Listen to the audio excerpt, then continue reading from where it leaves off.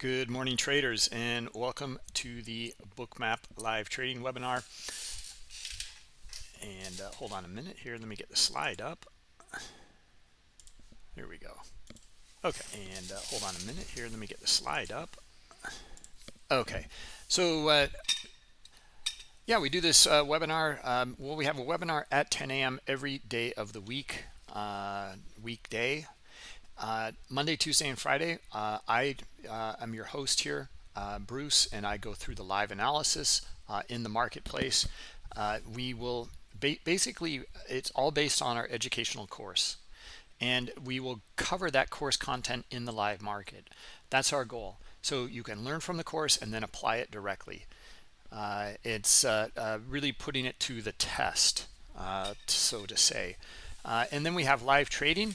Different traders' perspectives, and they will trade live and with stocks and for futures. Jay Trader on Wednesday with stocks, and Scott Pulsini on Thursday with futures. Let's go through some risk disclosures and jump right in. General disclosure: all Bookmap limited materials, information, and educational are for educational purposes only and should not be considered specific investment advice nor recommendations. Risk disclosure: trading futures, equities, and digital currencies involves substantial risk of loss and is not suitable for all investors. Past performance is not necessarily indicative of future results. All right, let's jump in. Let's take a look here. We're looking at the S&P E-mini. I see to look at a stock here. We'll take a look here in a minute. I also want to cover cryptocurrencies, guys. For a number of reasons. We launched a new liquidation indicator, and how timely is that? I mean, pretty sad stories out there in the news about FTX and bankruptcy as an exchange. Sam Bankman, really an implosion there. But we want to go through the markets, we want to go through the risks and understand what's going on and the insights we can get with this new indicator. All right, so we will cover that. There's another indicator I want to cover here and brief you on. We just launched it yesterday. Okay, so here we'll take a look at the S&P E-mini, and let me get the stops and icebergs up here as well. Hold on a minute. There it is on chart. Well, actually on chart will turn off, and subchart, where's my subchart? Hold on, there it is. Okay, great. All right, so as you guys can see, and there's a kind of some sideways consolidation here, and then a drop that really initiated right around here, around 9:15, move down, 9:30 cash open, big move down into just shy of the 39.50, and then look at the bouncing around in here. And now we just had consumer sentiment, University of Michigan, right here at 10 o'clock. You can see the kind of dark area here, and then some liquidity in these areas, and then we can see that we're kind of racing away now to the upside from that quick move to the downside. All right, so it's pretty choppy in here, and you know, we'll take a look here. A lot of liquidity just coming in right up at the top of this little range in here, and you can see them pressing it down now. Look at the liquidity and see how it's pressing the market down. See that, guys? See that red area there? 300 contracts, 400 contracts, etc. It pushed the market down. Guys, let's just zoom in here, and I just want to show you how important it is to understand liquidity. And this is most people's charts. They're not looking at it. They're looking at something like this. It's like, why is the market selling off? Well, here's why. High liquidity on the offer, pressing down, and it's showing tons of supply.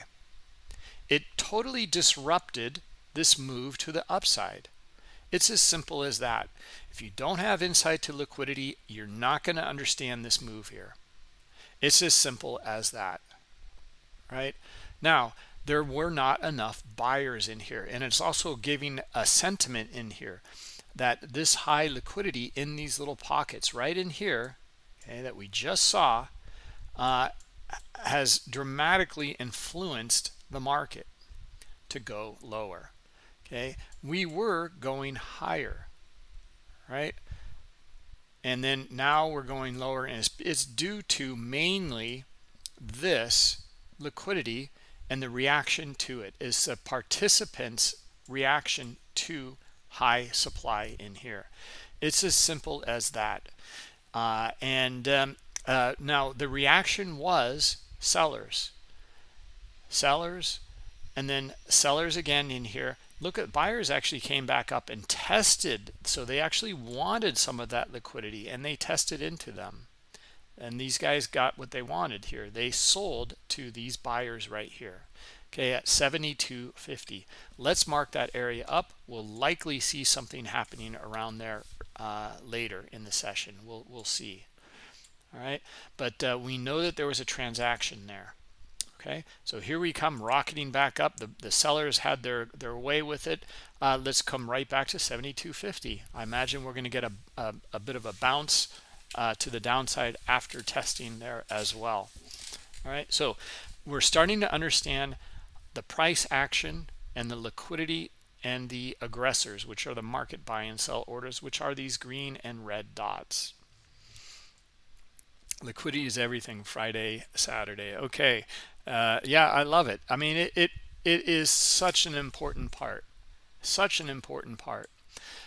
what we see in the order book is a part of it, though.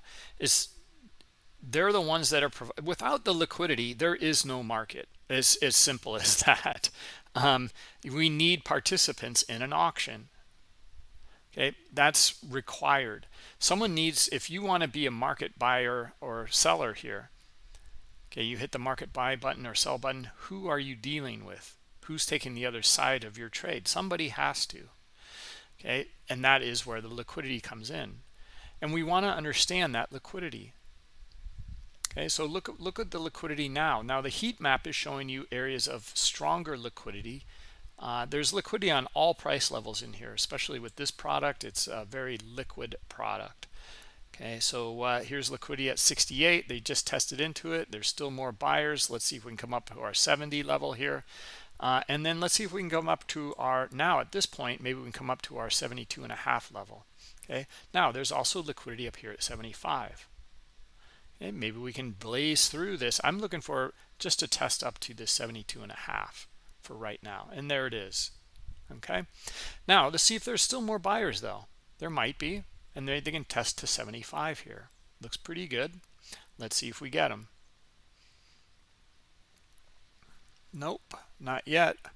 Right, this is where we saw that transaction now, and we were anticipating a bounce or like kind of a sell-off after testing to here. Okay, now my opinion on that changed a bit, and now we've tested into 75. Now my opinion changed on that because of this strong buying in here. Okay, we saw this strong buying coming in. We're looking for it to test up into the 70 liquidity, and it's like, wow, okay, there's quite a bit of buying here. They're coming right after this 72.5. Now up at our 72.5, let's zoom out, and we'll zoom back into this area where we saw this kind of manipulation of the market here, and this transaction here at 72.5. Okay, we would assume if they're, if this is a spoof, which it is not, because they actually stayed and got filled here, and they also got filled in some of these areas in here as well. However, high supply was able to drop the markets lower into these areas, which was probably the other side of these guys' trade, I imagine, and very successfully done. They're even down here again. It looks like the same participant, very similar behavior, and let's see if they come in again. So they were able to get it almost, basically all the way down here to about 60, just shy of 60. That's amazing. And then we saw a nice kind of reaction back here, and into 70. And then we saw another move into 70 here, and we found our buyers here. So at this point here, I was thinking we would come back up to this 72.5, and we were anticipating it to hit it and then maybe pull back. Now, the reason that I thought this may blaze right through it and go up to 75 is because I don't see much supply in here at 72.5 any longer. Okay, so very strong buying. And I'm looking for basically strong buying, kind of a pullback, followed by strong buying again. Okay, and we got to our 75 area very, very quickly. All right, so and they're still going up. Let's see here, and kind of chopping around a bit right now. Okay, look at our 72.5 guys right here. Look how we traded through it, but bounced off of it a couple times here. Okay, there are reasons why the market does that. It's because of this activity over here that we saw previously in these transactions here. Okay, this is why. This is a deeper understanding of why price does what it does. Okay, due to the participants in the market. Okay, nice move here, pretty strong, and we are up at just about highs for the day, almost up around 85-ish. All right, let me get to some questions. So we're off to kind of a fast start here, just talking about liquidity. We've only talked really about liquidity and transactions at a level. So we haven't gotten too far yet today, but let's also look at NSTR. I'll put that in here.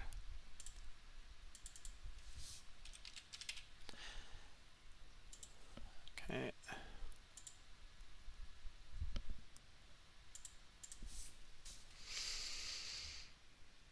All right, and let's see, what other questions do we have here?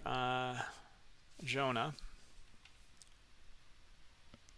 why does liquidity sometimes act like an agment and other times it presses in the opposite direction? Great question. All right, here's why.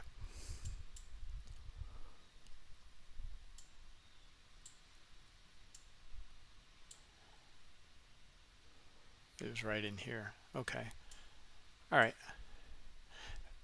Here's why. Is we get this question all the time.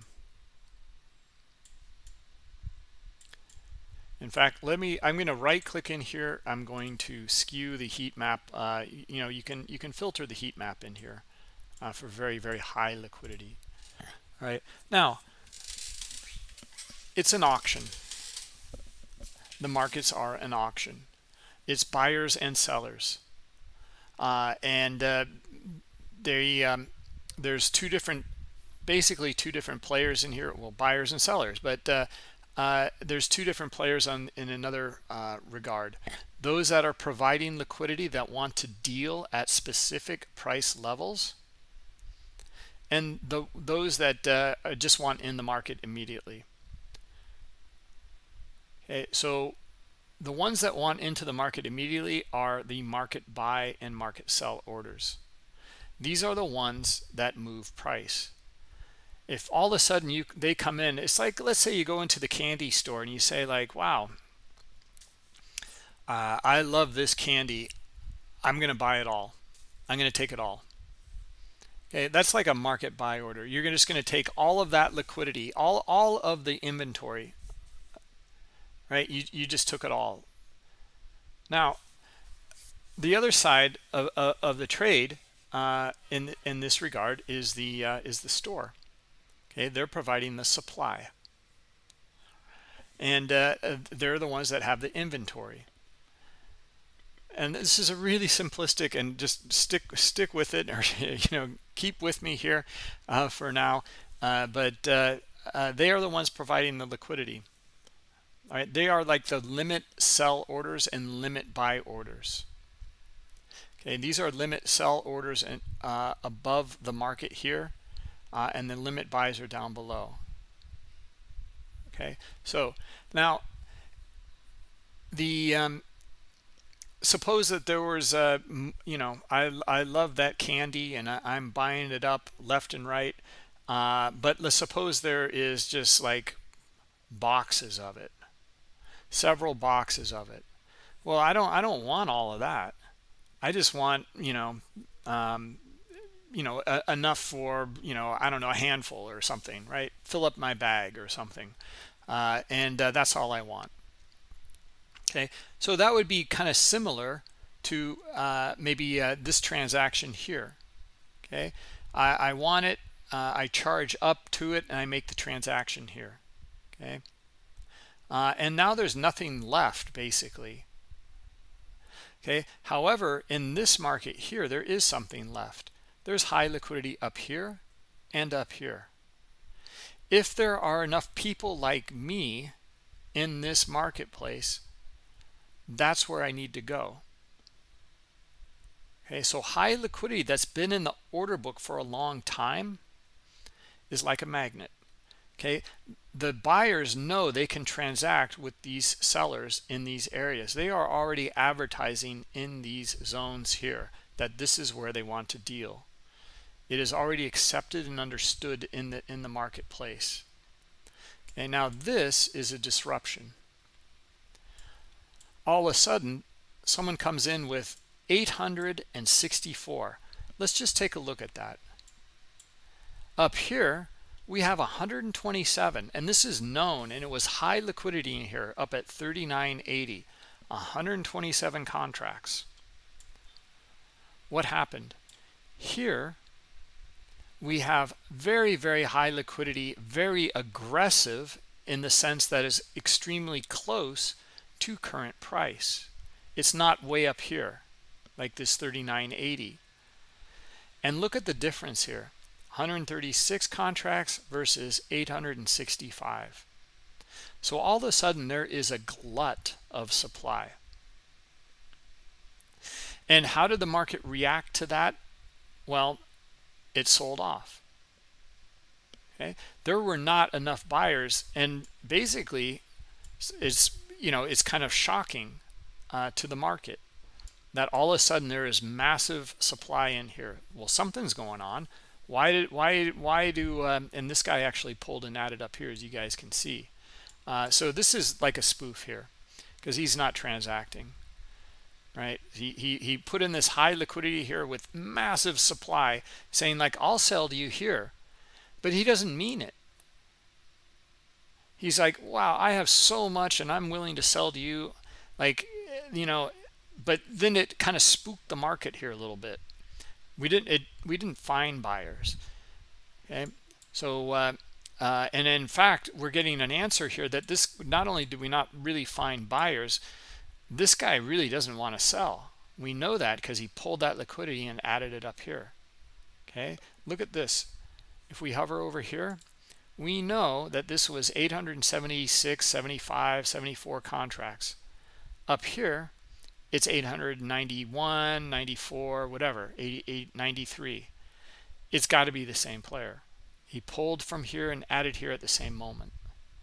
And we have our large lot tracker here that shows probably about 800 or probably 850, or I don't know, maybe more than that, is one individual actor. Okay, that's just fact, and we know that, and we're displaying it here with our large lot tracker. Okay, so all of a sudden we have massive supply here, and the market reacts to it. It doesn't find buyers. This is repelling the buyers here. All right, well, it comes down further, and then they jump in here again. Same player. Okay, this time he's got a little bit less here. This time he's actually starting to transact. Okay, we can see 6 lots here, just 6 traded. Okay, a little bit more, and then a little bit more traded in there, it looks like, and then price sold off again. And now the dynamic is, whoa, there's even more supply, and it's at even a lower level. It's not finding buyers. Okay, it's repelling the buyers, and it's just supply and demand. Okay, it's very aggressive, it's instant, it just jumps in here and disrupts the whole supply chain basically. if that makes sense. Does that answer your question? Okay, so you can see that, you know, the market needs liquidity to trade. Okay, but does it need all of this liquidity in here and all this supply? Well, maybe if it finds enough buyers, but it's not, right? So it's just like, you know, that candy example, or going to, you know, the farmer's market and, like, you know, the fall, and there's just, you know, pumpkins and pumpkins all over the place. They're gonna cost less because there's massive supply. So this is that context here between the supply and the price. Okay, now if something's out of season and there's not much in supply, but there's still demand, well, the price is going to be high. Then it's going to go up in price, right? It's just supply and demand. Okay, and we're understanding that dynamic here at microsecond or even nanosecond levels.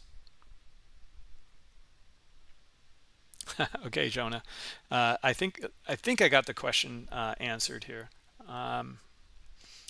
We get this question all the time. White lines are part of the large lot tracker. Yes, you basically mean that individual. Yes, that's correct. It's one individual actor. We covered that one.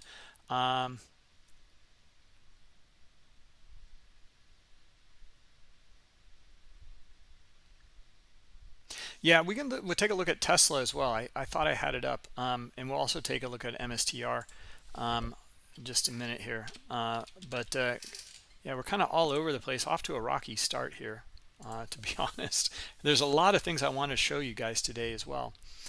Anyway, that should answer we answered the question about, you know, high supply and high demand in detail there. So I hope that you know, helps. And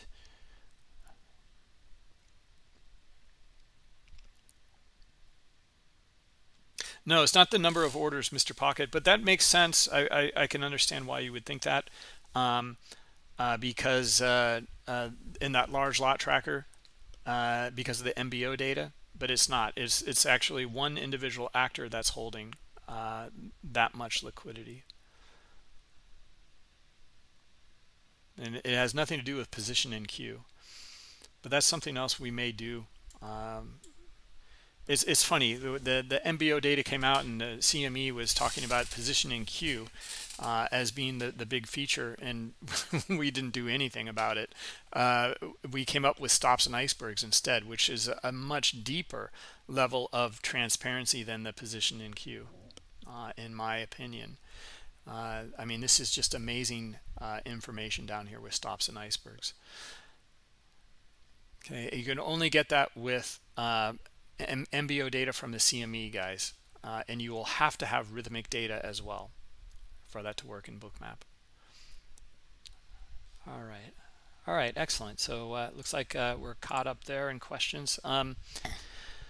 Let's see, Hydro, good morning. And Bert, did he get filled or was he spoofing? So a little bit of both, mostly spoofing though, to me.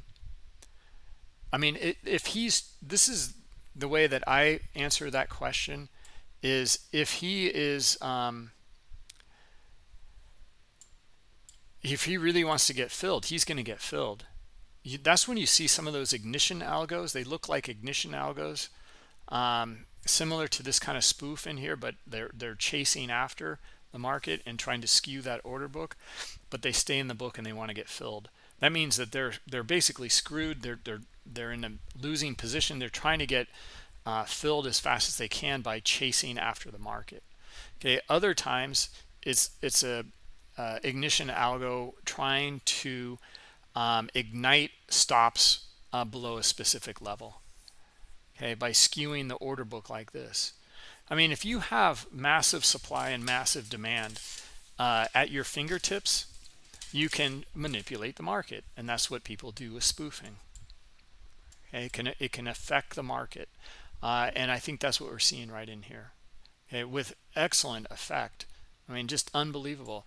It was breaking out. It was looking strong in here, and looking for it to trade up into this 980, and then someone came in and just totally disrupted the whole picture right here. and it got price to come down to here, and likely they got their position filled in these areas. Okay, now look at this in here. Look at the icebergs getting filled in here. Okay, and it's not a whole lot, but there's some. Is that their game, to get their icebergs filled in these areas? Well, if so, well, it was highly successful. So successful, price went down another 10 points or so. There we go. Tropical hydro, supply and demand. Excellent. That's your economics 101 right there. Yep. That's what you'll see in any economics textbook, and the markets are no different in here. Really, everything's supply and demand. It's just how markets work. Bookmap is just excellent here at visualizing that dynamic in that context. All right, so let's see. We did make a higher high now. Okay, we saw this back and forth in here and that spoof and blah blah blah, and we finally did make a higher high. Now look at the there's a lot of selling up here though. This is really weird. Okay, there's more selling than there is buying. Okay, and now look at these guys jockeying in here as well. Now there's high demand here. What's the reaction? Okay, well, we're actually starting to see some sellers attracted to some of this liquidity in here. This had the opposite effect. Okay, again, context, understanding this liquidity in here and the reaction to price or the aggressors.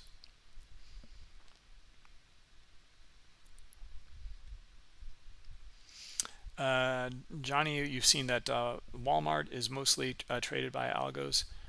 Looks like a bunch of systematic staircases. Yeah, maybe we can take a look at that as well. Yeah, we'll take a look at Tesla here, guys. Typically in these webinars, we'll look at anything you guys want to look at, to try to keep the flow of the conversation or the presentation going about reading order flow. Usually we just look at the S&P E-mini because that's what most traders want to see. Okay, here's our Tesla. It looks pretty decent in here. I've got a candlestick up. Take that off. Yeah, high liquidity here at 94. It looks like it wants to go right to it here. Starting to see a lot of sellers on the way up though.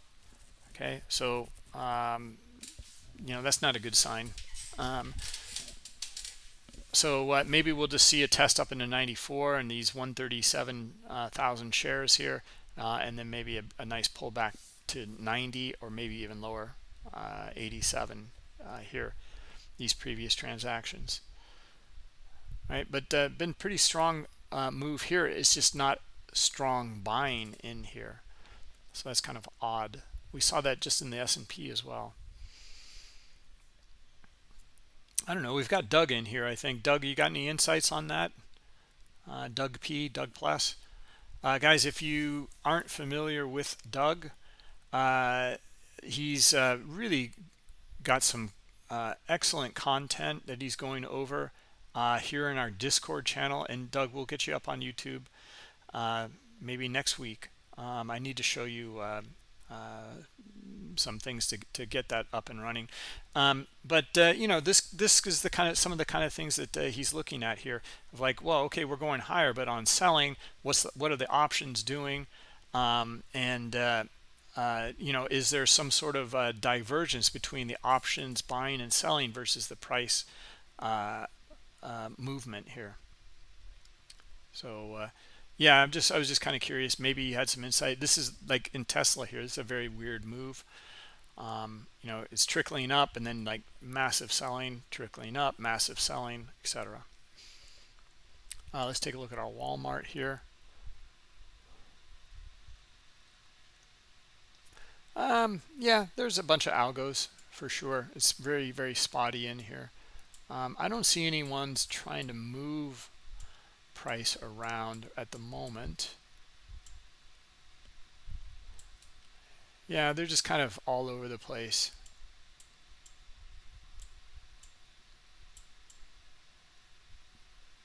Anyway, that's what I see. Let's take a look at NSTR. Okay, wow, high liquidity down here, 154.50 and then 150. A lot of demand down here. We can see the reaction. Okay, so nice move to the upside here. Yeah, it's kind of slowing down here. It just broke out here a little bit, but not a whole lot. Okay, but you know, still kind of still bullish here. Maybe we can, let's see if we get a bit of buying right here. Okay, I don't see much. I see it down here at 72. Okay, not at the 73.50. And if we can get a lack of selling, come back up here, get more buying, then our 79 and 80 look pretty good in here. This 80 level being probably the key figure. Okay, so not really seeing too much there. And let's jump over. Dollar index is falling. That makes sense, Dimitri. I think that CPI data really helped yesterday. So let's talk about some of the fundamental concepts in here and correlations. And these are really simple, well-known, established correlations. Like risk on, you hear risk on, risk off. Well, and it's basically, we can get back to the discussion of supply and demand. So risk on, well, that's there. People are gonna they want to put some risk on. So where is it going to go? Tech stocks, there's a good place. Stocks in general are riskier compared to like bonds.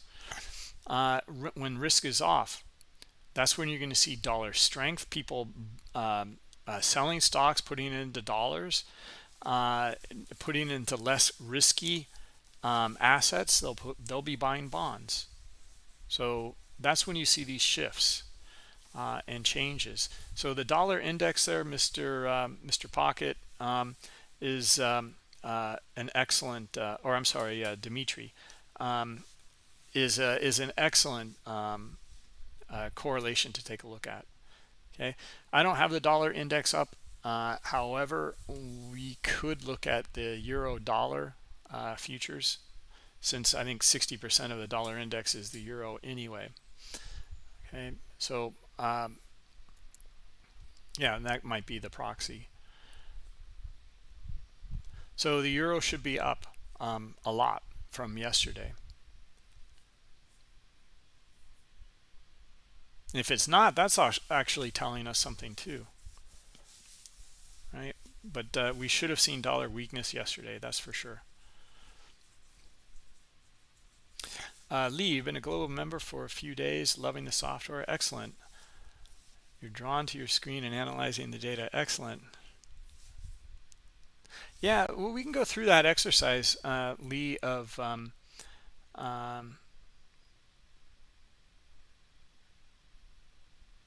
okay, so we checked Tesla, guys. I think we're all caught up now. Okay. Lee, we can go through that exercise in here of looking at candlesticks and comparing what's inside the candles. This is a really great exercise. We've done it in the past, several times, and let's just we can pick something. We'll stick with this for now with the S&P, and let's see what kind of, we got a 5-minute candlestick chart here. Okay, that's good. That's fine. And let's read the candles. Okay, so actually let's take off the heat map, let's take off the volume dots, let's take off best bid and offer, just candles. All right, so what do we read in the candles? Well, we came up above this swing here, we found some selling pressure, okay, or lack of buying. Now we had kind of two dojis in here, or what, I don't know, shooting star, whatever you want to call it, hammer, I forget, but it's the concept behind it. You don't have to know the pattern, but the concept behind it is like top of a range, we're not finding buyers. All right, So your candlestick, you'd be short probably around here. You're looking for it to hit this and then break down. This actually played out pretty nicely, right? You'd be looking for it to come back down to, well, you wouldn't necessarily be looking at our 72 and a half here. Maybe you'd be looking for down into this range down here, 65. Okay, because you just see other wicks in here. Yeah, starting to find a little bit of buying, as you guys can see, coming in here.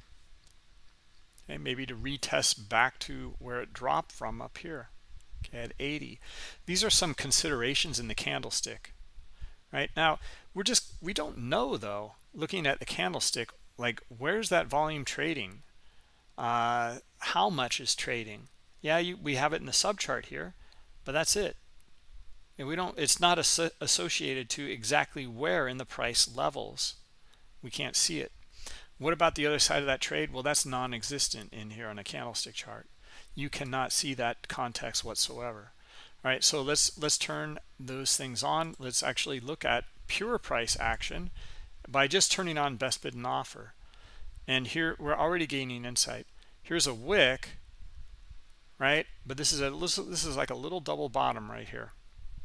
Okay, so now let's zoom in here. Let's look at the order flow in this little area here, and we also know why we thought, probably around 72.50 or this little swing in here looks like a good area for price to retest. Again, you cannot see that in the candlestick chart. Now, if you can look at a 1 minute candlestick chart, it's going to be the same argument. We can look inside a 1 minute candle. We'll just stick with the 5 minute for now. So what happened here? Well, we dropped back down to this swing. We have a double bottom pattern in here, and we found, well, price moved back up, and it moved back up to where it dropped from right here. Okay, and we actually talked about that even in the candle, retesting back up to here. Okay, so it just did. All right, so and now that candle is just closing right now. Okay, and a new one's forming. So now that's giving us some insight, but we still don't really see much. Let's turn on the volume dots. Okay, let's see precisely where things are transacting. Okay, well, here's our selling. Here's our retest back down here, and then look at the buying in here. Okay, guys, we go through this every single webinar about understanding the context of these aggressors within the price structure. We broke out here. We see the buying coming in. Then we look left here to where it might go, and this is a good little area right in here to take a look at. Okay, between 80 and a half and 81, and that's exactly where price went. Okay, now look where it just retested again here. Okay, see the structure? It's right here. Here's the swing, here's the structure, here's where it retested again. Okay, see how we've already seen that like 3 or 4 times, right? In this, just going through this simple example in other areas here. So it just repeats. Okay, it's up here. Same thing, retest back to there where it dropped from. Okay, now we're seeing it come back down. And then we're finding more sellers. Okay, if that's the case, I'm looking for these sellers not only to test here, which are just about to at 74. I think they should have enough selling pressure in here to break this 74, hit our 72 and a half, and maybe even trade below it. Okay, so we're looking for those sellers right now. We're looking for them. Okay, and it's kind of bouncing around in here. Now, that's good. We got some insight there with the candle and the volume and price structure. Okay, but we're still missing a piece. Where is that supply and demand in here? And that's where the heat map comes in very, very handy. Okay, well, here's the demand down here at 74. Okay, now look at this. We had a move back up. We found some good buying in here. However, they were unable to make a higher high here, at least so far.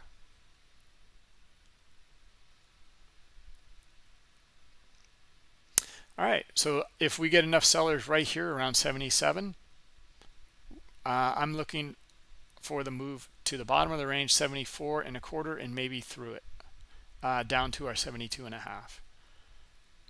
Okay, now let's read the candle in here. All right, the candle's not telling us much. Okay, we just look for, well, it's a red candle. We look for the test down to the bottom of the range at 74.25. Okay, we know a little bit more though. We're looking for a 72.5. Okay, we already know that even the price structure in here, lower high, lower high, lower high, starting to find some sellers down here. It's looking a little bit better. Okay, now what about the supply? Where is it in here? It's up here at the top of the range. Well, we'd like to see it down a little bit lower here, right? Like that spoof. We'd like to see these guys pull at 74. Okay, that would be a much clearer picture for the move down. So we're not really getting that. We're not getting all those pieces. We're still looking for our sellers at this bottom edge and then the move lower. Okay, we're just not getting a really good read or higher probability read in here due to the liquidity being way up here, and there still seems to be some demand down here at 74, and we still find a little bit of buying back and forth in here. Okay, so there we are. We've looked into the candlestick. We're understanding the structure, and we understand what makes up the candle.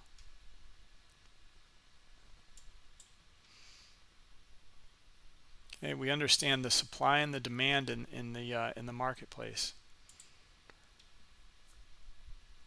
Okay, look at this. These guys are pulling up here. Interesting. All right, so they don't want to be sellers up here. Are we getting buyers up here? Yeah, we're starting to. Okay, so now what about the order book on, and then what about the demand? Where's the demand? Well, we're seeing a little bit come in, but it's way down here.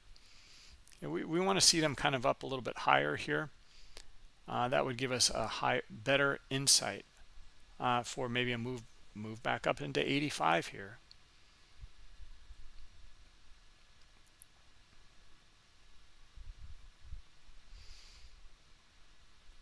Okay, in your candlestick, you'd be looking for maybe the move back up to this wick here at 84, which is the top of the range.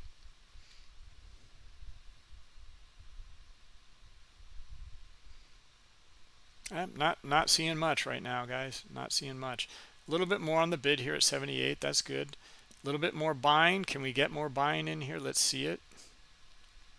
If we do, we should be able to break 94 up to, or I'm sorry, up to 84.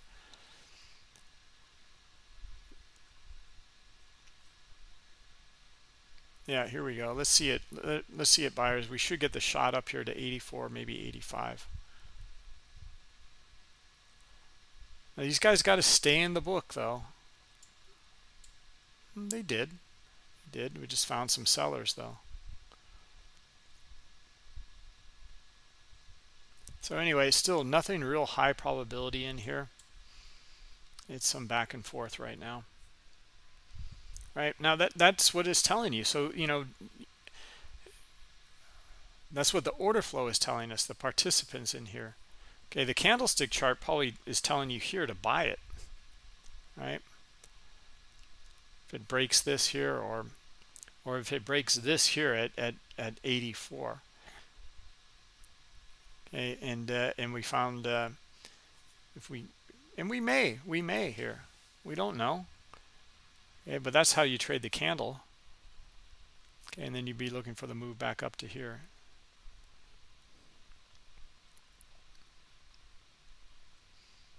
Yeah, I still, it may do it. I just don't like it. We see that there's here at 84 and 85 in here. That was our original target.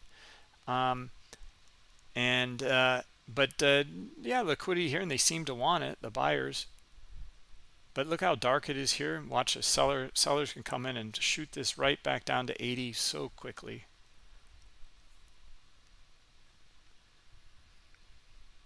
Okay, so why take the risk?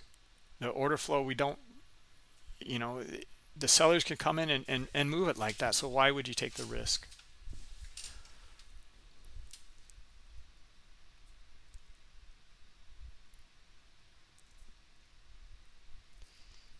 How do you set up hotkeys in Bookmap? That's really, really easy, really straightforward.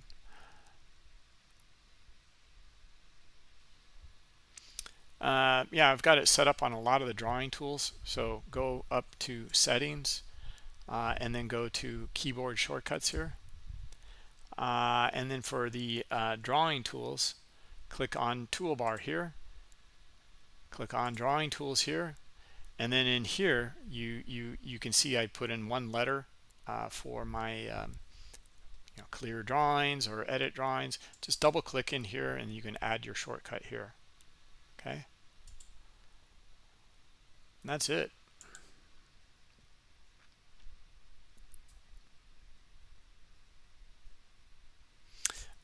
Joe, what determines the candle color? The delta for period covering by candle.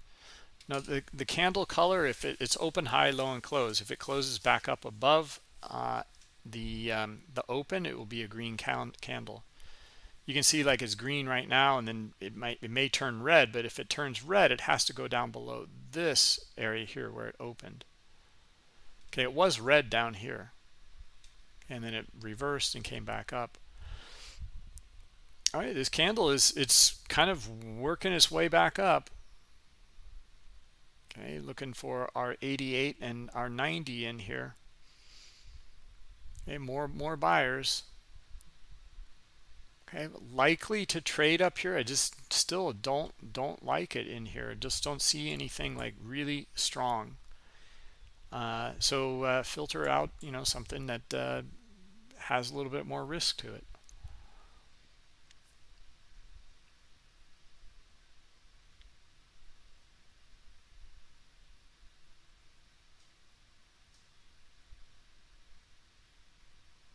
That's your thought as well, Lee. Okay. And then let's see, Dave. When demand keeps pushing up against those limit sell orders very aggressively, usually we will fill those. Yeah, that's true. I think so too. A lot of times you'll see also, so we're coming up into these levels here. And we were more or less we're looking for that, but we just didn't like it. It wasn't as clear as other setups. And we didn't have all the pieces.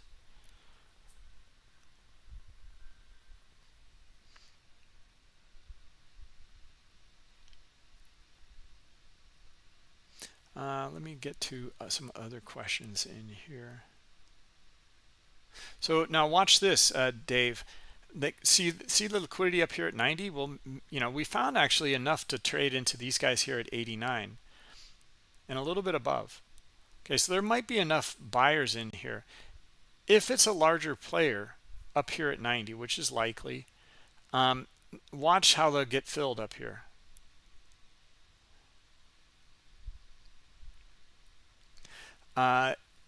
We'll see a lot of supply, a lot of demand come in here and push it up into 90. Okay, so that's why we're looking at the order book, and we're looking for it to light up underneath here. 86, 86 and a half, 85, 85 and a half. And usually that's how larger players can kind of guarantee their fill up into their 90 level.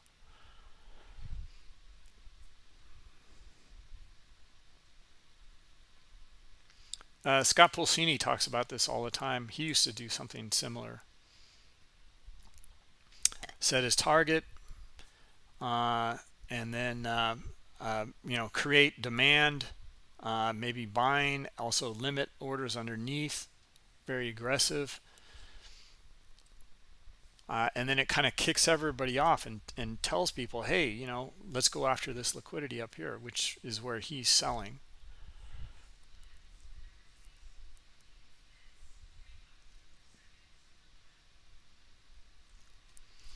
Orders up at 4,000. Let's take a look. Yeah. Hey, maybe today. It's not very far away. He cheated. Hey, this game. That is how the game is played. Game theory, and Even Jesse Livermore talks about it. He like half of the book, you know, the latter half of the book, he's talking about manipulation. And back then, there was no regulation. It was the Wild West. You could do whatever you want.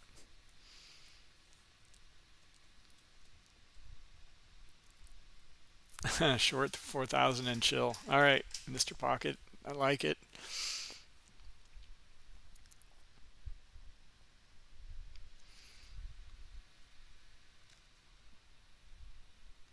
Anyway, that was our kind of candlestick.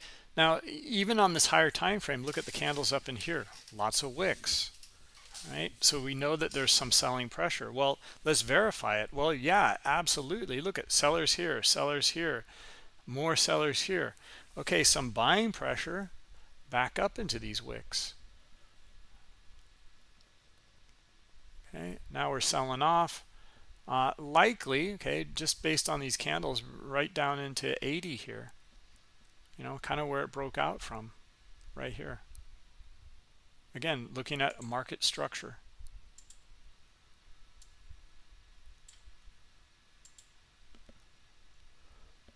Market structure is so important, and it's understood by the buyers and sellers in here. It makes up everything. It makes up your profiles, it makes up your patterns, and it's all based off of the order flow. Oh, hey, Michael. Let me know if you have any questions. Happy to help you out.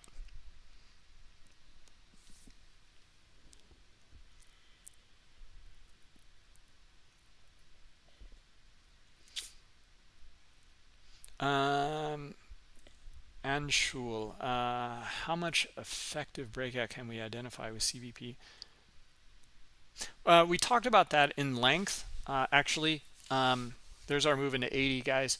Kind of curious to see what happens now, to be honest. I would imagine we'll probably get a little bit of bounce back up, but that's some pretty heavy selling right there. So it probably has a little bit of a move still to the downside left in it. Okay, again, not really seeing anything high probability at the moment. Let me show you that video where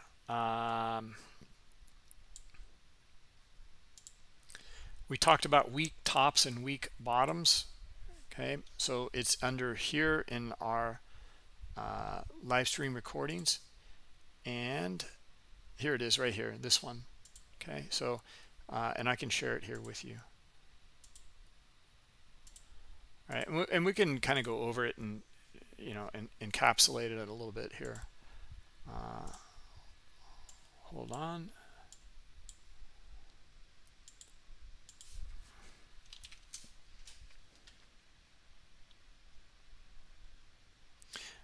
Is it good to reboot Bookmap before the trading session? Is it okay to let it run? What I do in the morning is I open up my Bookmap first.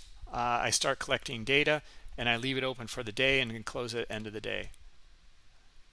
And then just repeat. Okay, yeah, splitting the CVP into delta is a great way. Yeah, still some more selling pressure, guys. I'm still looking for a bit of a bounce, though. Even here, it looks pretty good in terms of the structure. I mean, a couple of caveats, though. I'm seeing selling pressure. I'm not seeing anyone in the order book in here, or not much. So, I mean, here, you know, I had the heat map rather filtered, but they filled these guys, and there's still more selling pressure. So back to 75, back to 72, maybe. But we're just still seeing selling pressure come in here. Okay, so we're still looking for the continuation. Okay, until that gets disrupted. All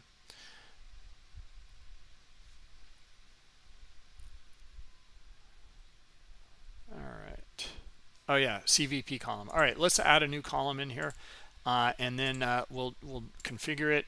You want to look at delta, is that right? Delta is great. I mean, I like looking at the delta. It's buy minus sell in the column. It very nicely kind of marks up areas where there's trapped volume, like trapped buyers up here. You can see it much clearer than you can with the CVP column. Or the opposite, like, well, yeah, they're up here. If we can get back up above this pivot line up here, which is at around 84, buyers are in control up there, or were earlier. Sellers are in control all the way back to 84. Can you guys see that? Okay, you see the green up above and the red down below. So, you know, we can look for these to kind of even maybe give us a little bit of insight to structure.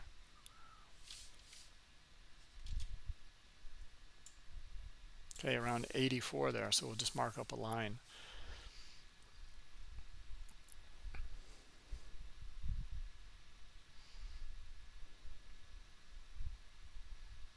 Okay, some on the bid here, some demand on the bid.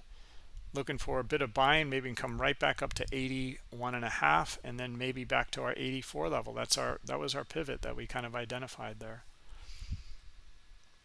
Okay, so yeah, this looks better. I'm just looking for our buyers, and I don't see too many here, but look at the bid here. That looks good. Now we're just looking for our buyers in here to lift it.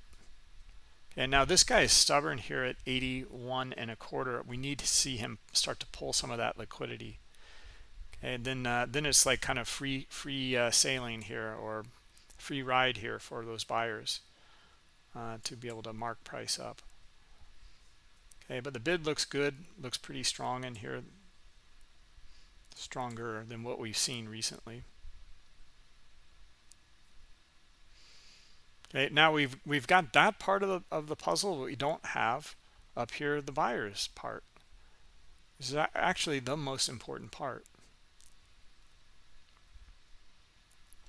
Okay, so again, not high probability. All right, so stay away from it. Look for something that gives you that edge. Only trade when you have the edge.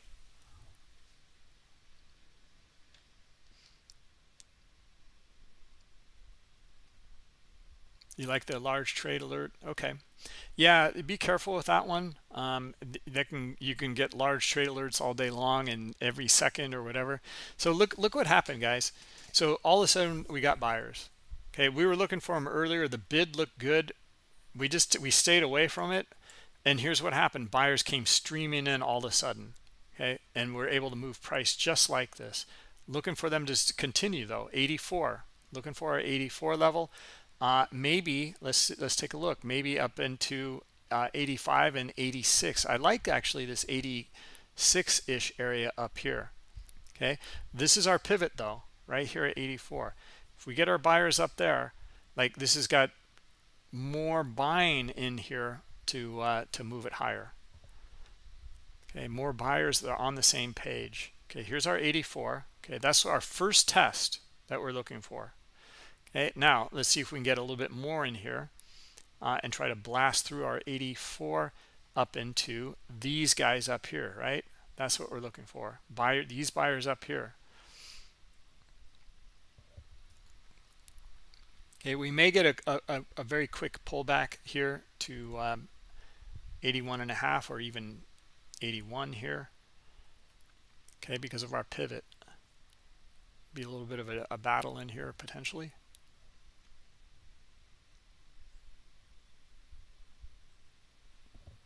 Yeah, this play around with these. There's our pullback, guys. Yeah, be careful in these markets here today. There's a lot of back and forth at the moment. So yeah, CVP is great. You can split this out as well. Okay, if you want to compare them like this. Or you don't want to show the delta and just split out all of it. Okay, or you want to look at your profile. There's all sorts of different ways, but yeah, I'm going to stick with this delta. I like it. So Ange, that is the difference between the CVP and this one. This one is showing here. If you go to configure, I have it on delta. Otherwise, then it would be equal. Okay, so it's buy minus sell. See the red here is the sellers. Look at the green, and those are buyers. buy minus sell is showing that there's 200 more buyers than sellers at that price level within this viewable range. Okay, the CVP column's only for what's viewable within my range here. That's it. Okay, so this will change if I zoom in.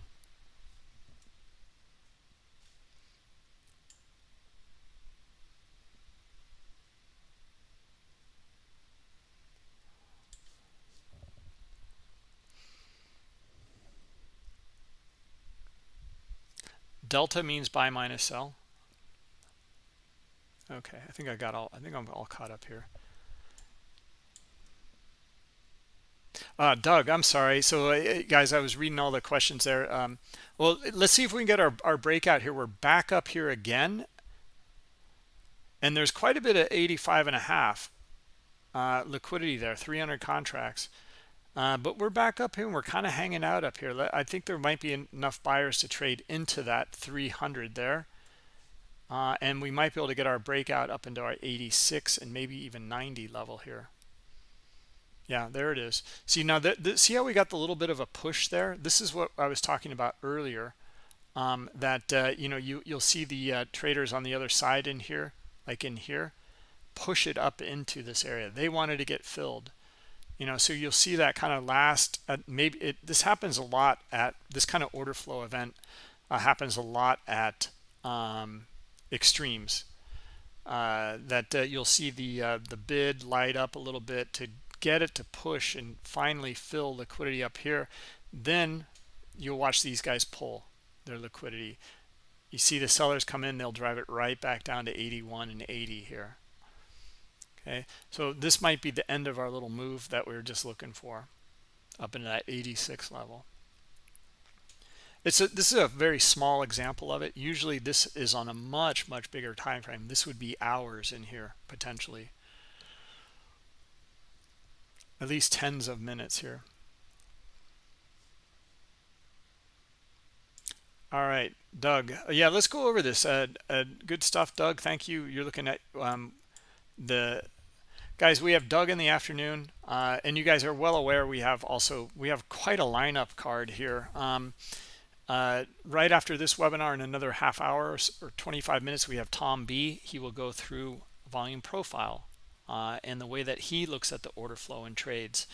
Then after that, we have Doug Pless, who's going to be going through options and what he looks at as this hero indicator on higher time frame options, and then order flow around this kind of options structure in here. Okay, so here we're looking at I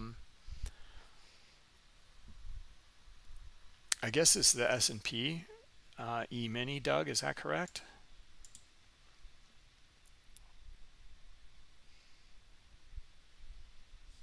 Or maybe this is SPY, I don't know.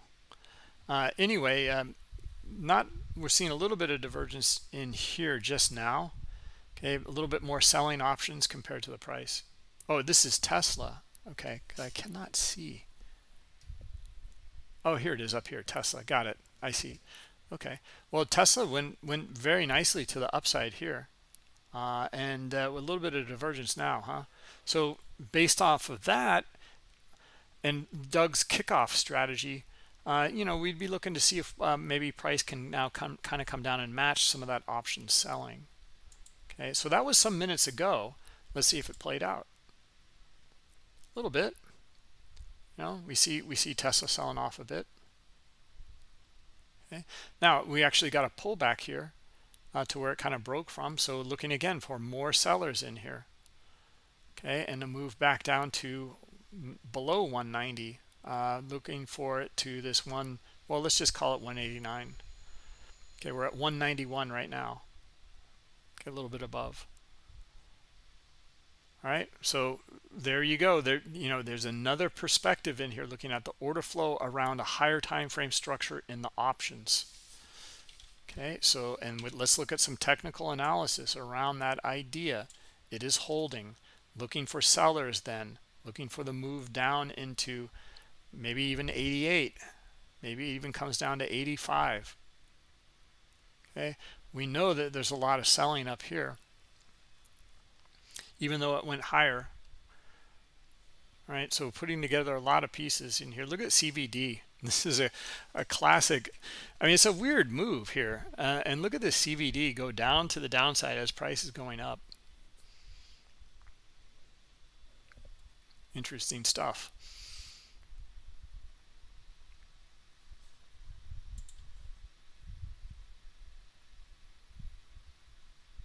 Okay, so let's see. We did get our, so, oh God, what did we cover in here? Yeah, end of the move type of thing we were covering on a very small time frame. Like I said, this usually takes place on much higher time frame. This kind of skewing the order book underneath to get it to fill in here and push it into it, and then that's it. They pull, sellers will come in, they start moving it, and we talked about 80 and or 81 and 80. It's already traded there. It's coming to 79. There it is. Let's see if we can go lower, back down to 75 here. Yeah, lower high here. Lots of selling coming in. Yeah, 75. And maybe even lower. Okay, I really like 75 though. Okay, we're almost there. Look at the skew on the offer there as well, pushing price down. And there is our 75, guys, right there. Okay, it's still going. Still going. Okay, to our 72.5 level. Remember that one? Seems like a year ago. It was just half an hour ago or so.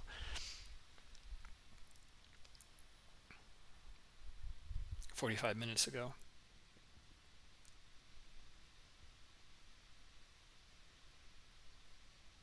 Okay, you're going to discuss the ES, SPX, and SPY in detail in your webinar today. Okay, excellent, Doug. Thanks. Guys, when you can read the order flow in here, and it just looks much clearer. I mean, I should have said it looked much clearer. The moves are they're easy reads typically. You know, we don't know what's going to happen, but typically when we get the order flow on our side, we can point to our targets and look for them to trade to them. Okay, and all this back and forth and chop we can avoid and look for the strong kind of pure move here in the order flow.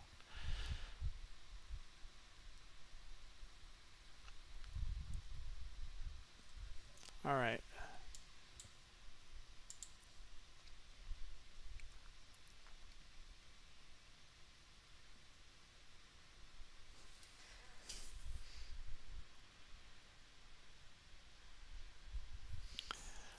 Theta Badger, how often do you see a big move without larger liquidity placed in that direction aside from the news?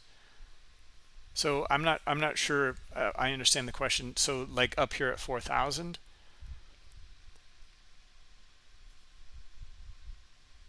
and a move up into 4,000 without large liquidity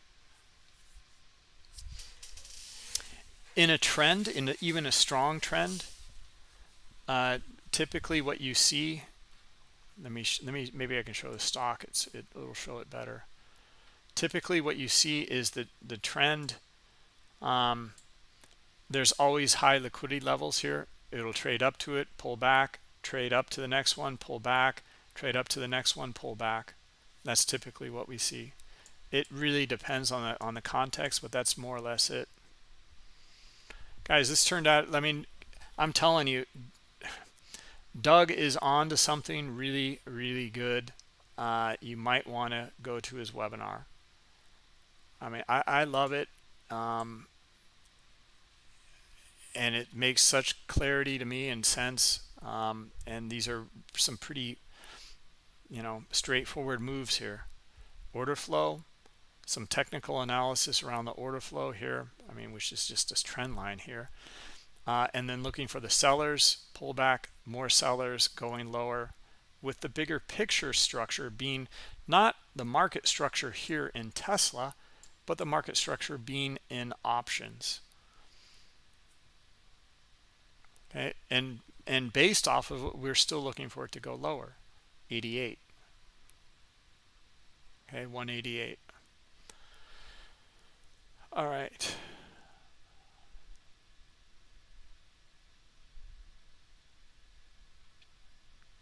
Yeah, all of those offers refreshed, added a lot to the supply. Yep, Dave.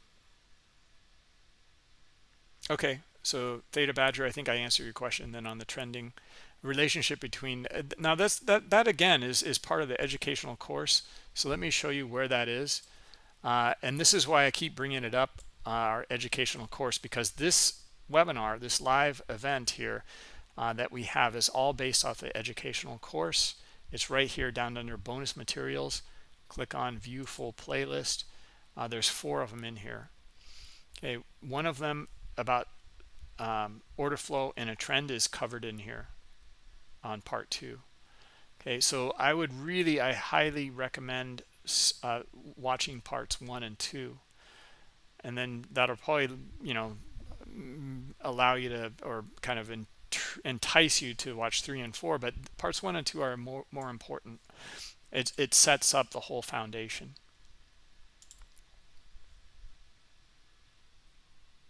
It's time to rewatch them. Okay, yeah, I mean, there's some things in there that we go through, that we just go through again and again in here as well.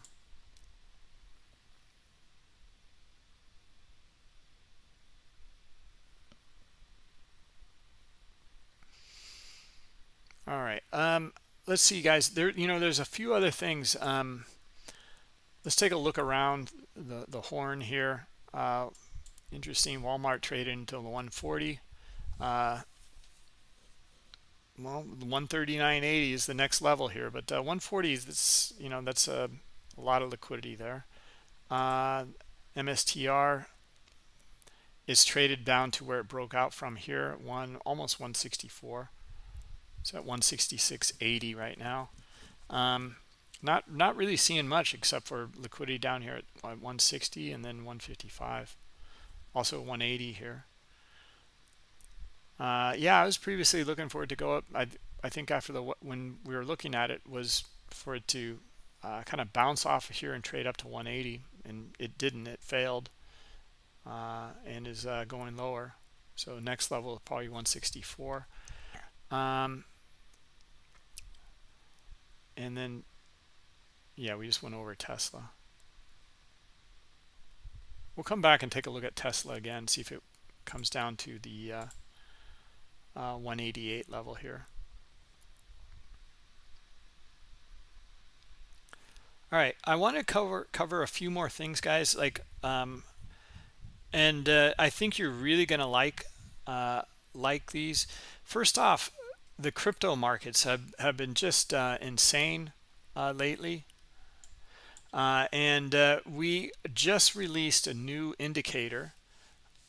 It's called the Liquidation Indicator. Now, we actually released it a while back. I mean, less than a year ago, but I don't know, like 6 months ago or maybe more. It's excellent. It will show you where the you can see liquidations in the marketplace here. So here we're looking at Binance futures, and we can show you precisely where, not just stops, people getting stopped out, like the stop and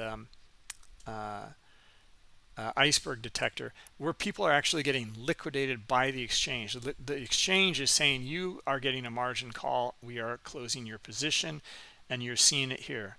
25,000 here, 17,000 here, 32,000 here. Okay, as this continues to go against them, more liquidations occur. All right, so we can talk about liquidation divergences when we come back down on a double bottom and we see none. That could be, put that together with maybe your higher time frame levels and a correlation. That will give you some insight, right? And you'll watch the market reverse a lot of times and then try to liquidate people on the other side of the range. Anyway, that's kind of, we already knew all of that. The new product, this is great. Well, we offered multi-book, which means the multi-book product here, which is Bookmap data. So this is BTC USD USDT, USD Tether, the perpetual version here, using MB at Bookmap data, BMD. This is showing you Binance Futures, Bybit, and OKEX all within one instrument here. And we're also showing the liquidations now. It is now available on Multibook. This is great, right? So you can see massive liquidations in here. Guys, this is amazing stuff. There are millions here, 3.1 million liquidated here. 330,000 liquidated here. These are massive positions. 682 liquidated. I mean, this is just amazing. Now, FTX is basically declared bankruptcy, I believe. Sam Bankman has stepped down as chairman. So we're seeing the whole thing unwind. The liquidation indicator is showing that. It's pretty amazing. Now the new indicator here, let me show you where you can find it on the Bookmap marketplace. Okay, go to bookmap.com. We'll go to the knowledge base here, and then the add-on section, and then we'll go to liquidation indicator here. Okay, and you can read about it here. There's a video in here. It's been updated now. It now includes liquidations for Multibook. That's huge. Okay, now that'll work on Bookmap 7.3, which is the current production version. However, with 7.4, you also get historical liquidations on the backfill data. So you open up your Bookmap, you start collecting data. If you add, you can zoom all the way out, for example, here, and then we can add more data in here. Right here, the little gray square. Once we zoomed all the way out, we want to see more. Click on it, add more in here, load it, and watch. We'll see even more liquidations past this time here, which is what, 11:30 yesterday. Okay, so 11:30 p.m. So let's watch and see what we get here. It's loading it right now is this red text. All right, so this is pretty amazing. Not only for the multi-book products, and it's for all of them, or I'm sorry, it's for those that have those exchanges that offer liquidations. Okay, so not all of them offer it, but some of them do in the multi-book product. Okay, so you can download even more information and take a look at those liquidations. All right, so we'll just give this a second here, and then I want to show you. Now, this is only this historical liquidation information only works for 7.4. Okay, you will need to download. Now that's an alpha version, so there, just note it's an alpha version. Okay, so crashes are not just likely, they are going to occur. Okay, with an alpha version, just so you know. All right, but if you want that information, you can get it here on those historical liquidations. Now, that said, there is a new product here you guys might be aware of as well, our Bookmap web version for crypto. You need to sign in here, or log in. I thought I had it up.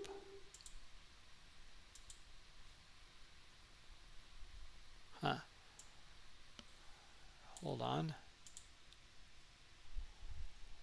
Yeah, no, I've got it. I'm up. Okay. So here you're looking at liquidations. Now we can zoom out to a month here. Okay, let's do that. 1 month of data in here, and look at the liquidations in here, guys. It's unbelievable. We're seeing this whole meltdown here. Here's 2 million. Here's almost 3.6 million. It's it's a train wreck. And you can zoom in and you can see all these liquidations in here. All right, so I'll put this in here. The link to it's free. You guys just need to sign up for it. Okay, it's only for crypto. But let me show you here how it works. Click on the instruments over here, or hover over. Here's our multi-book product here. Okay, and then these are all the different. This is all free. This is all live data in here. Now see the little flame icon in there? Down here, from here all the way to the bottom, that little flame icon, that will show liquidations. Okay, so choose a market that shows liquidations, and you'll note that they're all the perpetual markets here. Okay. Binance futures, all of them are showing liquidations. It's a futures product and they offer it. Yeah, here's BitMEX. It does not have liquidations. You'll also see the liquidations indicator right here, the little flame icon. Our Discord member number, yeah, just go to bookmap.com and it says join Discord here right at the top, and just go to it. Okay. Anyway, guys, I encourage you to check this out. Take a look at the liquidation indicator in the Bookmap web. You can zoom out a month and you can see this all unfolding in here. It's really quite something, and works on historical data now. All right, so that was one thing. Okay, there's one more thing I want to go over, and let's just take a peek back here at this S&P and see what happened.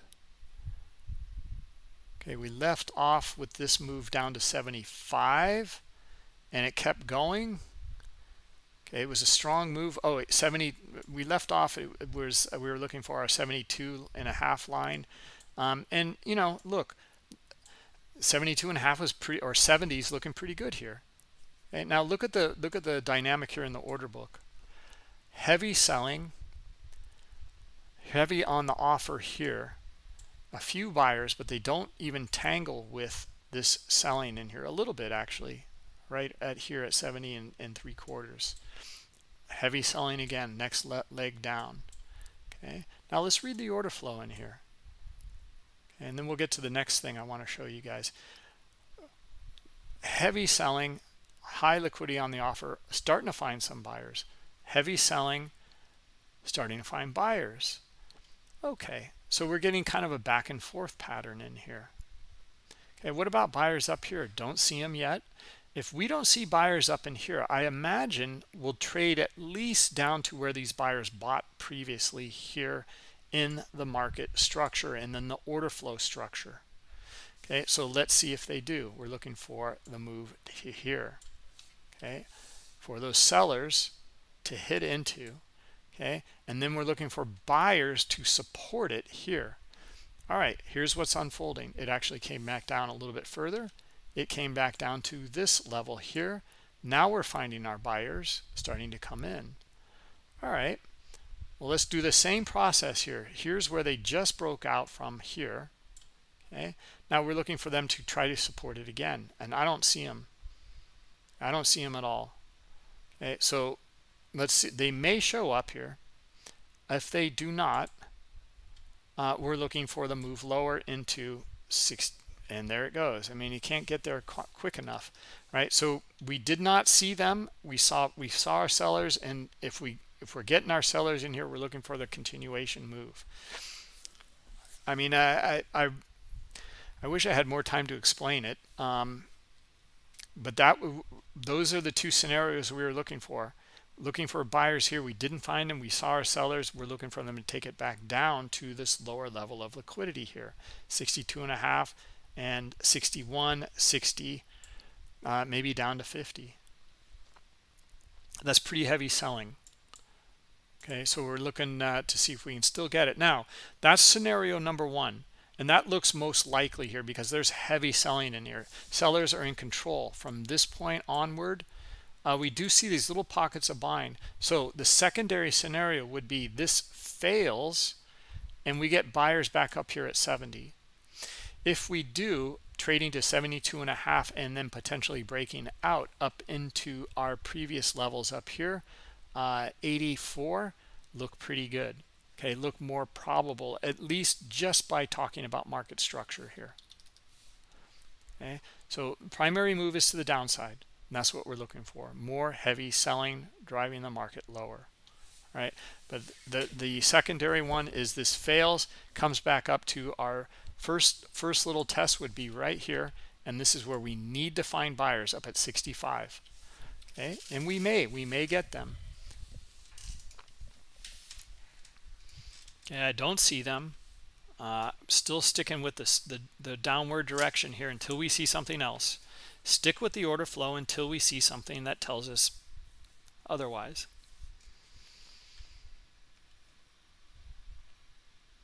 All right, guys, so let me go through one more thing I want to show you. We just released this yesterday. It is instrument copy. There's a video for this as well. Let me show you where it is. And I'm going through all these things because, you know, I'm kind of, you know, we're going through a lot of things today. And nice continuation move here. 60, looking for our 60. The reason I want to go over these new features in Bookmap here, because they're pretty significant. And there's another one coming, or there's a few more coming this next week and weeks following, and they are very significant. So we gotta go over these things, and you're going to like them. It's going to enhance your trading. All right, so anyway, one of them is called, and it works with 7.3 or 4, it does not matter. One is called here, we scroll down a little bit, it is called instrument copy right here. Okay, click on that. Let me show you where it is first. Again, from the Bookmap marketplace. Okay, or I'm sorry, Bookmap knowledge base. Go there, go to add-ons, and then look for instrument copy right here, and then you can read through it in here. There's a video as well that we put in here. Okay, it's about three minutes long or 4 minutes long, and then understand what this is. It's great indicator. Here's why. You can now look at 2 different or 5 or whatever instances of the same instrument, okay, from the same data provider. That was not possible before. Okay, so for example, let's once you add instrument copy here, you can see I've already created one here, and I can unsubscribe from it. It's created a copy right here, ESZ2 at copy. It made a copy of this instrument over here, right? And that's exactly what it is here. All right, now there are some drawbacks on this. We can look at MBO data in here as well. However, no historical MBO data. Okay, it cannot copy MBO data. It's way too heavy. It's way too much. But we can certainly, it will work with all add-ons, indicators, or you know, you can create your own studies in here. If you want a totally different setup, for example, maybe you want this to be your higher time frame view. Okay, let's just open this up in a new window. Okay, maybe you want this to be your higher time frame view, and you want your this one to be your smaller time frame view, and you want to trade from it. Okay, you can do that.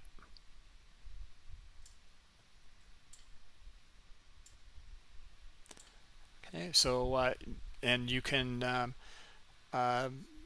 manipulate all of these in here. You want to look at the time in sales maybe, and that's it. Okay, whatever floats your boat basically. Yeah, so yeah, we'll zoom out on that one, we'll zoom in on this one.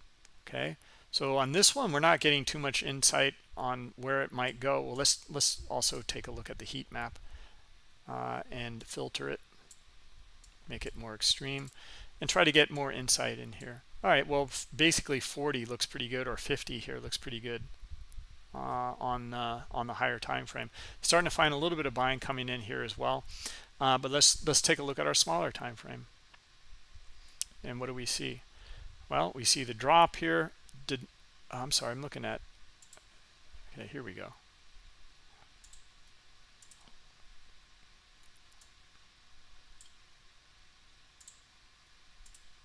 Okay, and let's get rid of our candles.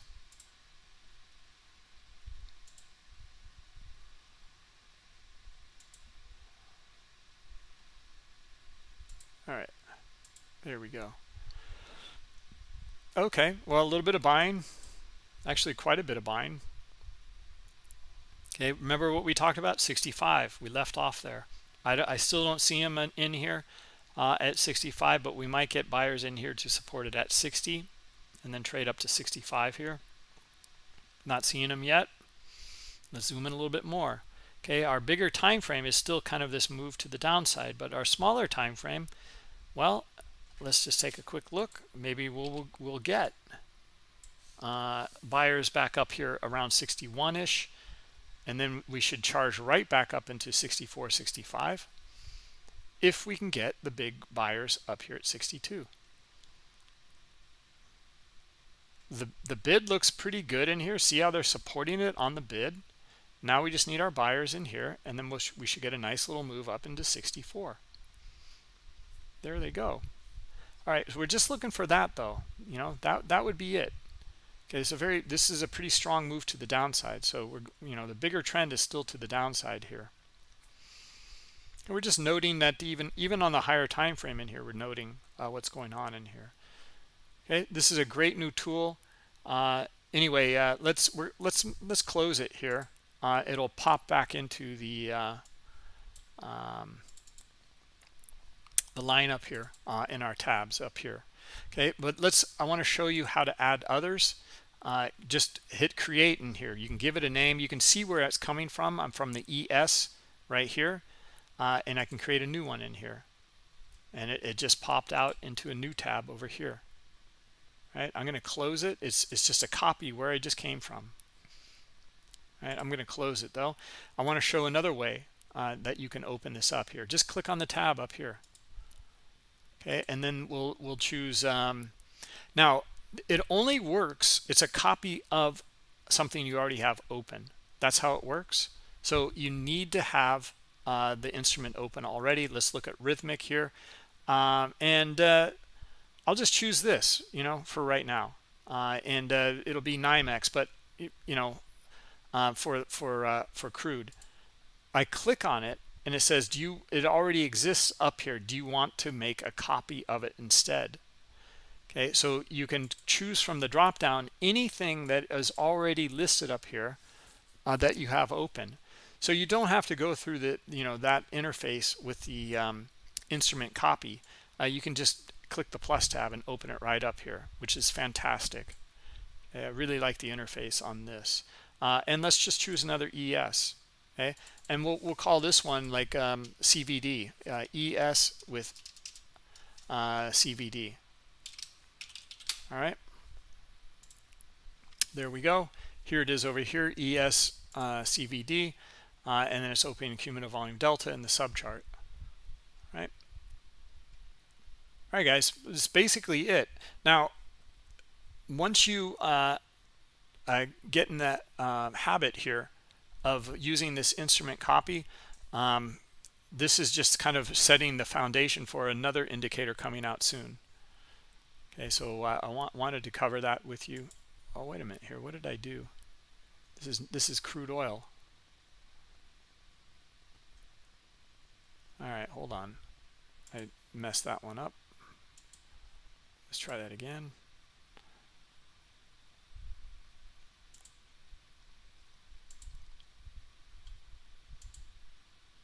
Yeah, that's fine.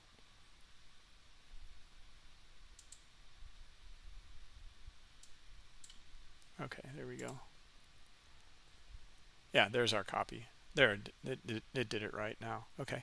All right, so anyway, the user error on that one. Now we have that copy here. Okay, so and it just copied where it came from, basically, which was actually from that, looks like from that crude oil. Or, yeah. for that other copy that we had, because it had the time and sales column in here. All right, well, anyway, I just wanted to show that to you guys. This is a great new leap for us, to have multiple instruments from the same data provider. It's always making a copy from where it came from. Well, the CVD, Ty, why it might be showing differently than the CVD on TOS or Thinkorswim. Yeah, there's different settings for it. Maybe also a different reset, whatever it might be. Let me show you. So if I right click on it here and I go to cumulative volume settings in here, first off, there's different ways to display it here with the 0 line. And then there is a session range or chart range. That might be the difference. Okay, if I have it for session range, it's for the CVD since when I opened it up for the session. Okay, it's always gonna be a different reading, always. You know, even if you're next to your buddy or you have the same computers open, maybe you'll get the same if you open up CVD or that Bookmap instrument at exactly the same moment, because it's always buy minus sell over time, right? So the readings are going to be different. What also makes a difference in here is by looking at session or chart range. Right now, if I zoom in here, it's still showing it for the entire session, but it'll make the calculation here, and you'll see a distinction in the overall or the current market here, the CVD from just the chart range in here, right? So that's how it works. So it's up to you, you know, how you want it displayed in here. Yeah, but it will always be different. Because once you open it up, it starts to make the addition of buy minus sell. All right, guys, let's take a quick look here and see what's going on. We got up to that 65, right? That was our first little kind of target.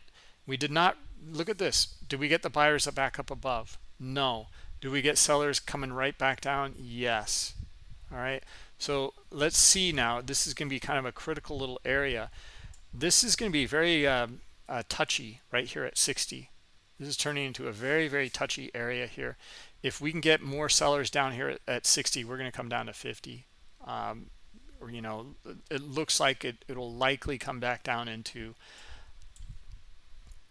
what, 56, or recent or earlier it was 55 liquidity that we saw. But now it's more down here at 50.